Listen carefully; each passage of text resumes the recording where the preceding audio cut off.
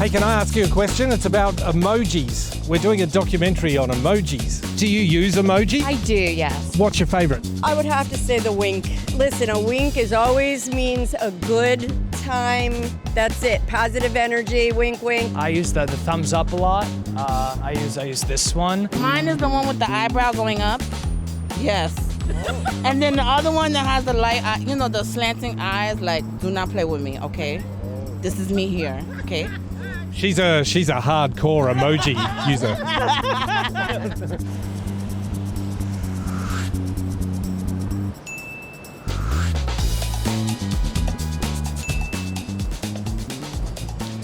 In case you didn't know, July 17 is World Emoji Day.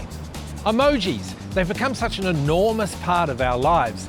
They can make an awkward moment right. They can enhance relationships. They're more influential and political than you might think. Now, Adobe created an emoji survey where they went to different countries and asked people all about their emoji behavior. You know, what emojis they like, that kind of thing. And we thought, what a great idea for a documentary. So, we're going to focus on two of those countries, here in the USA and Australia.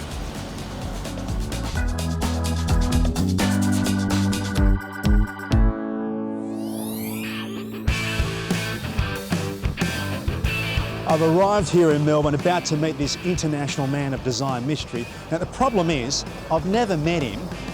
In fact, I don't even know what it looks like.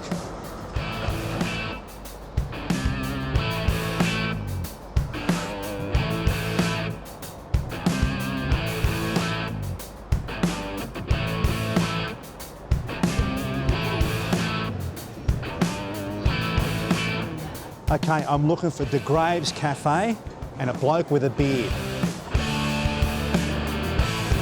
Paul Hart. You Paul? Sorry, mate. Okay, sorry. Okay, now I'm a little nervous, but I think I might be getting close to the money. Paul. Yes. All right. Hello, Peter. I should have realised. I didn't see the cat. It's a dead ringer. What is an international man of emoji doing living in Melbourne? I came here for love. Of course you did. What, with Melbourne? No, I fell in love with Melbourne later. I actually fell in love with my husband online. We married, and then Adobe relocated me here to the Melbourne offices. Emojis are an international way of communicating, but in Australia we talk a little bit different from Americans and from Europeans. I mean, is there any way of distinguishing how we talk with an emoji, with an accent, or what are the distinctions between how we use emojis? Well, actually, Adobe has recently just published a survey in which they found the top 5 emoji from emoji users in the US and Australia and a couple other countries. And I'd like to share those findings with you. But I'm going to tease you out with it. All right, well, you're going to reveal the top 5 emojis used in America and Australia and globally, yeah? Sure, but right now we're just going to do number 4 and number 5. All right, he's going to tease me. What are they? So in Australia, the crying face is number 4. In the US, it's number 4, but globally, it's number 5. Another emoji that shows up in those slots quite a bit is the face blowing a kiss. Right, but Yes. Yeah, use it occasionally. That emoji is number 5 in the US and number 4 globally. But in Australia, instead of that emoji, the number 5 emoji is actually the red heart. So people in Australia are a bit more subtle in showing their emotion. One of the things that I actually love about Melbourne is that there is a very strong design culture here. Yeah. Here we are in Hoosier Lane, and this is a laneway where it's actually allowed for street artists to come and just kind of throw their work up on the wall. And you get like inspiration looking at some iconography and the power of design here.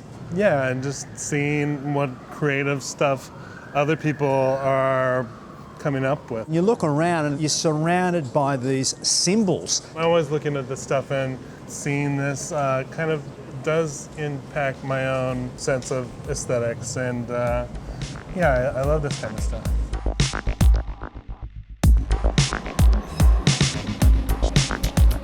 As a species, as humans, everything that we do is so symbolic, and so it's inevitable that everything around us we put symbolism into. And we were talking earlier about iconography and how emoji is a certain form of that, but another form of that is our corporate logos, which are the way that corporations try to communicate with us. I believe what distinguishes an artist is someone who can look at everyday objects and reinterpret them and show others a different way of looking at things. And that's what you're doing here. You're surrounded by all these generic symbols and giving us a different way of looking at them and turning them into these emojis and using them to help us express emotion. So when you look around here, what are the most powerful symbols do you think you're looking for to help inspire your work? When it comes to emoji, I'm actually looking at the objects. I like symbols that try to point us back out to the real world around us. Hello, what's your favorite emoji? My favorite emoji is the kissy face. I use the red race car button. That emoji. I bet you And do. behind it, I put a couple of fire buttons. I like the one with the bulging eye and the tongue sticking out. In the dating game, that's one of the turn-off emojis. Apparently, that's not a good emoji to use when you're dating. It's a good thing he's married. When would you use an eggplant? When you use an eggplant? No. No. And a peach? And a peach, yeah. If you are coming to or meeting a very nice, beautiful lady, Yes. very sexy, then we say that, oh, she's like the peach. You can eat it and goes down so easily. I think it's a positive thing, man, emojis. Yeah. I think we should keep them around.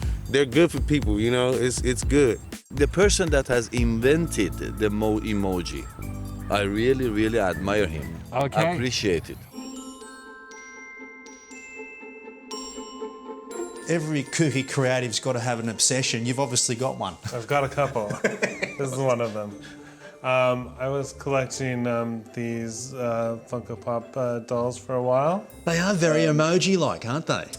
Yeah, and of course I'm sure this comes through in my design aesthetic. Oh, you've as got well. the Bugs Bunny. I love the bugs. Bugs Bunny and drag. Oh, my fave. Welcome to my inner sanctum. Okay, I'm slightly nervous. Don't be nervous. I'll take care of you. And here I have a bit of a tarot card collection. Right, this is sort of mystical symbolism. Mystical bullshit is what I like to call it. Part of what interests me about tarot as a symbol system is that it really shows how open to interpretation symbols are. Because what you do is you take these cards that have symbols of the sun or an angel, and then when you're laying them out, you look at them and you develop a story. Yeah, right. Now, I won't ask you what this is about because I'm not sure where this could lead. Well, we just had winter solstice Yeah, here right. in Australia. Yeah. And this is actually, this is my Krampus mask. Krampus is the Christmas devil. Yeah, right. He's Santa's sidekick. Yeah, you're freaking me out, man. He's the one who takes all the naughty children with him. So this is my creative space. Right. This is where the magic happens. I'm always just fascinated with creative spaces and the things that sort of, get you motivated. I love the old turntable there. Does music get you motivated in the creative space? Of course. I'm mostly on Spotify these days, but I have a couple of classic records. Oh, it's a small world. Yeah. I didn't know the artist growing up, but I now know that this is Mary Blair, and I think that this iconic style rubbed off on me. I really love the simplified designs that she's done in the bright colors. So you whack on Charlie Brown Christmases carols to get yourself going with emoji designs? Especially when it comes to December, yeah. I still haven't done the Christmas tree emoji, but the first step in working on emojis is to create the black and white artwork. I'm looking at these and you're looking at they're so simple, but each one is offering a slightly different connotation, right? And I'm not sure how to interpret some of them. What's this one? Where's this one heading? I think that's my dizzy emoji. It's exactly, yeah. Or me waking up after a night of the Reds. So from here, you then sort of refine, like any designer, till you've got something that you could present to another bunch of people to get approval for or feedback from. Yeah, exactly. And I usually do that with my Adobe design team. I try to get feedback from them on how I could improve things. These were the 3 gender-inclusive emoji. In order to kind of make an image that didn't read as too masculine or too feminine, but was something that could be more androgynous and open to interpretation, I really had to figure out what it is that makes people see something that way. Paul, there are literally thousands of these things. There really are. Yeah. There's some, though, I'd imagine do rise to the top, though. Yes, and that's one of the things that Adobe discovered in our recent survey. I showed you what the top 4 and 5 slots were at the cafe, and I'm going to reveal to you now what the number 2s and 3s are. Globally, the number 3 emoji is the red heart emoji. That's the one we love using around the world. It comes in third, the heart. Comes in third. Okay. And in second place is the thumbs up. Is it really the thumbs up? And thumbs up is number 3 in the US. The next emoji is the sad but relieved face, which comes in at number 2 in the US and number 3 in Australia. And coming in at number 2 in Australia is the laughing face with tears of joy.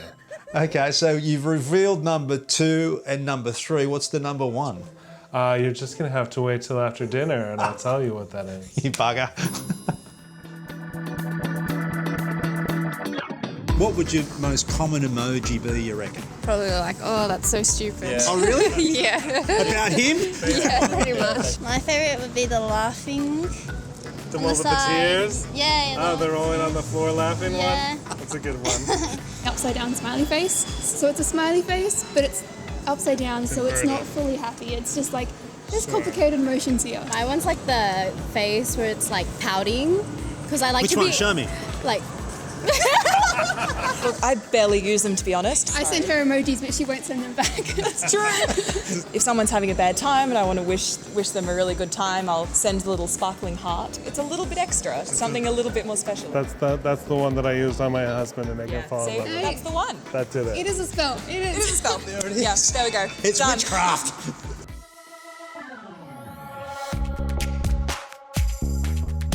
What I've been fascinated yesterday particularly is going up to different people and finding out what their favourite emojis are and how they'd like to change emojis. And there's people all over the world thinking about this stuff, and still some people in America where these causes are still front and centre. And emojis are still symbolic of how they're having different coloured hands and different coloured thumbs and that sort of thing. Yeah, I mean, unfortunately, race is still an issue in our day and time, and gender issues are still issues, and we haven't necessarily cracked those problems. I brought you to this park because I wanted to point out a few things. I mean, I love the pine trees here. They're so beautiful and they remind me of home, but they're not native to this continent. And our environment in the world is kind of strange, where we are still trying to figure out how to coexist. This park was once land that was roamed and tended to by the Wurundjeri people, and unfortunately it no longer belongs to them. They have no rights to that. Just like I've advocated for my queer community, I know that there are people that are Indigenous who are also advocating for their community, and I hope that they find ways to also tell their stories, whether it's through emoji or graphic design or stories or movies, to kind of build that empathy around their rights and their ability to exist. Okay, Haight-Ashbury, San Francisco. Different set of people, same questions. This should be fun. What's your favourite emoji? Maybe hearts to him. Oh, bless. Mine's a thumbs up. Of course it is, because you're a man. I love it. history repeats itself. Just like the ancient days, we're going back to communicating, just like the hieroglyphics with the Egyptians, the Sumerians, the Babylonians. We're doing it again with emojis in our generation. I like this one. Yeah? That's how I feel all the time. People text me that use a lot more emojis that replace entire sentences with it, and I can still understand it. Because you can't hear tone and inflection or anything like that. Emojis definitely help, like, kind of portray, like, get across, like, your emotions, how you're feeling. Like, sometimes, like, a sentence can be passive-aggressive, but if you put a smiley face, it's not passive-aggressive anymore. The English language has a way of taking things out of context. So emojis is concrete.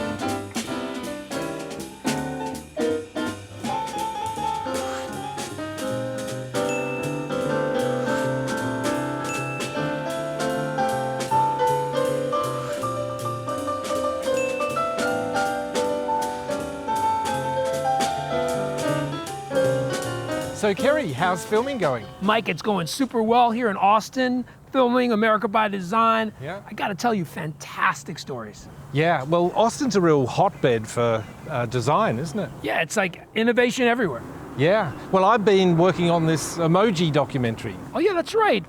World Emoji Day's coming up. Yep, July 17th. July 17th, and mark that on the calendar. Yes, okay. very exciting. Yep. And I've been talking to people of all shapes and sizes and colours about how they use emojis. And it got me thinking about you and I, you know, because we text all the time, don't we? Yeah, we text a lot. Yeah, and how do we finish our texts? I mean, I know how I finish, you know, represent, like, brown thumb. Yeah, and I use the white thumb, like, don't forget I'm white.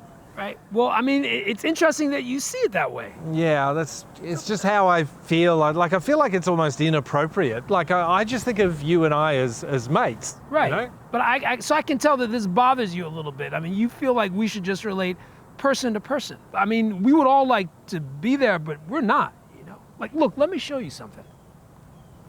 Looking over there is the state capitol building. You can see the United States flag on top, the Texas state flag underneath. And don't you know, in that building, just a few months ago, legislation was passed that curtailed the voting rights of African Americans, Latinos, people of color. I mean, it's 2021, right? Think about that. I remember that. That was, I mean, that just, what the hell? I mean, that makes me so angry. How ridiculous. It should, and this is going on around the country. Hey, look, I know you're over the rainbow, but the rest of the world is not. I mean, there's a lot of work to do. And look, another thing that I like is I like seeing me in emojis, right? I find myself with that brown thumb, and I like that. For me, like, it still matters. And one of the things that needs to happen is what we're doing right now, empathy, right? Yeah.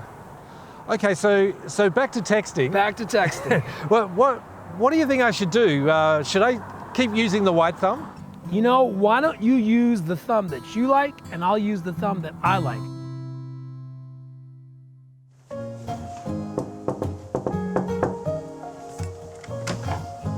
Hey, big guy. Hey, good to see you. Come on in. I wasn't sure red or white, so I got one of both. This is my husband, Cam. Hello, how are you? Pleased to meet you. Pleasure to meet you. All right, I bought some wine, man. Oh, that's very kind of you. I'm starving. Red and white, you know me.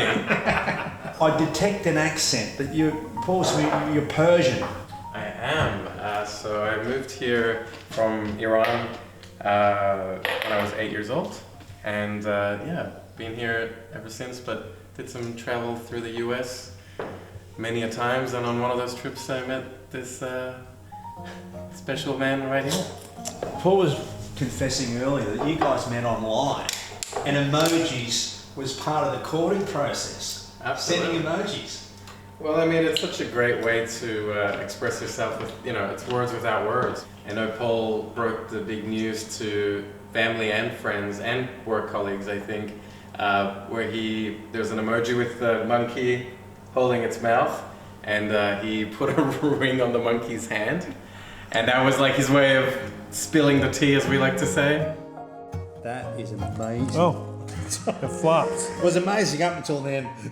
One of the things that really connected Paul and I on a certain level was that we did both come from religious backgrounds, and we had to navigate through that as well as our sexuality and finding how we fit into this world.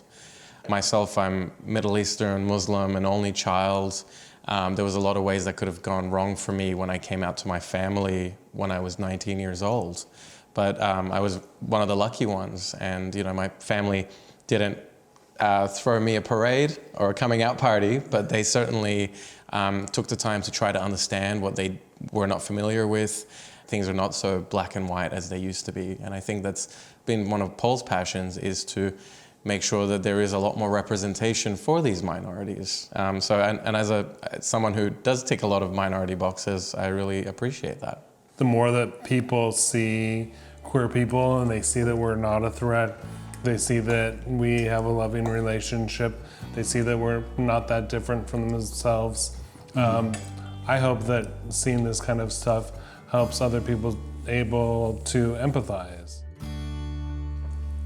So I've been teasing you all day, telling you that I'm going to tell you the top emojis, and I'm going to do that now. These are the #1 emojis worldwide, Australia and the US. The US #1 and the global #1 is the same, and that would be the laughing through tears. Wow, okay. But not in Australia. Not in Australia. The Australians have to do it different. Right. Do you want to take a guess of what the #1 emoji is in Australia? I know what I use all the time, and I'm pretty stereotypical. For me, I use the thumbs up all the time. You got it. That's #1. That's #1 in Australia is thumbs up. I'm so average. Well, Paul, I'm not sure what time it is in New York, or for that matter, the rest of the world, where emojis never clock off. But they are bringing the world together, conveying emotion. For sure, and I hope a bit of inclusivity as well. You betcha, you betcha. Look, I'm an old-fashioned type of guy. I want to end on a good old-fashioned real handshake. There you go. Cheers.